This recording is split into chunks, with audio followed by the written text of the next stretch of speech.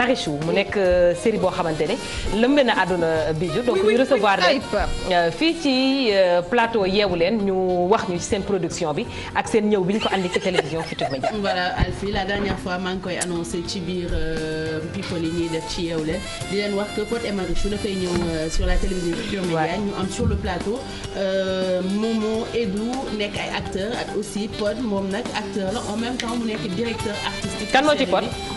Pod. Pod xame naa ko. yow Pod xame naa la. Bon waaw xame naa ko. il est venu faire quoi chez toi. ñëw na fa def reportage bu am solo. reportage ngeen doon def. reportage bu am solo. waay.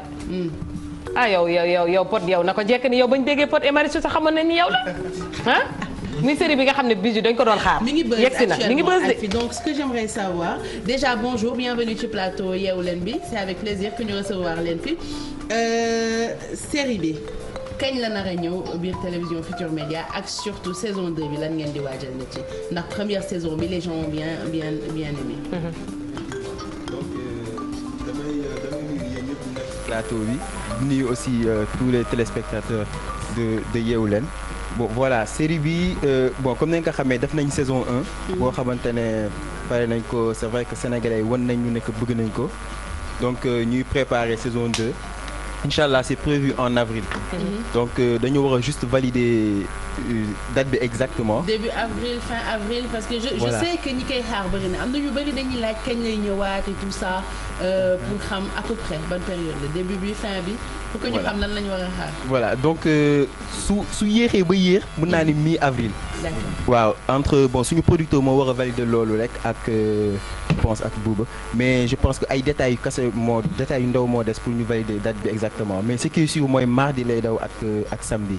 sur la TFM. d'accord yow double casquette nga am ci biir série bi yaa ngi nekk acteur nekk directeur artistique est-ce que ñu ci bëri noonu la ñuy liggéeyee loolu moo indi benn. xaw ma cohésion wala am na benn affaire boo ciy sentir daal ci biir benn complicité benn fa mel ni daal ñëpp dañ ciy def ci biir. voilà voilà donc man c'est vrai que dama nekk directeur artistique. en même temps tamit ma nekk acteur. mais aussi en même temps tamit sax ma nekk directeur adjoint. Marodi donc en fait casquette yu bëri la. et pour dire même am na benn instant boo xamante ne saison 1 bi benn moment dañ ma génne ci scénario bi en fait dootuma sax participer pour ma xaw a jël recul. c'était bien mais c'est vrai que liggéey bu metti la moo tax c'est pour cela j'ai l'habitude de le dire et je le dis souvent nee naa peut-être après Pod et Marichou je ne pense pas que ma jouer waat beneen série. bon parce que je me sens plus ci casquette direct